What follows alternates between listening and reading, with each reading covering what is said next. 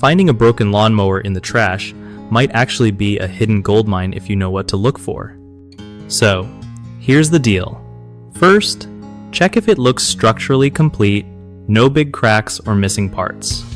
Most push mowers that end up tossed just need minor fixes like a new carburetor, spark plug, or air filter. Try running some fuel stabilizer or cleaner through the engine. That often does wonders.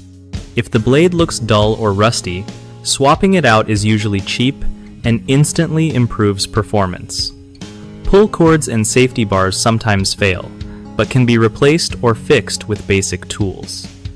Always ask the previous owner what was wrong if possible, because many mowers just need a little TLC instead of a full overhaul. You can make solid cash fixing and flipping these. Think spending around $60 to $70 and selling for $250 or more. Plus, engines on these things are tough. Even old gas and neglect usually won't kill them completely.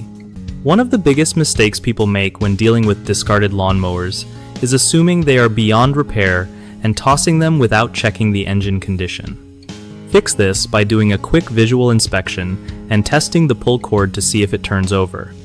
Another common problem is neglecting to clean or replace clogged carburetors, which causes the mower to start then die quickly.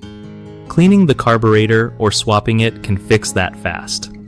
A third error is ignoring routine maintenance on used mowers like changing spark plugs and air filters, which often leads to poor performance. Keeping these parts fresh makes a huge difference and saves money in the long run.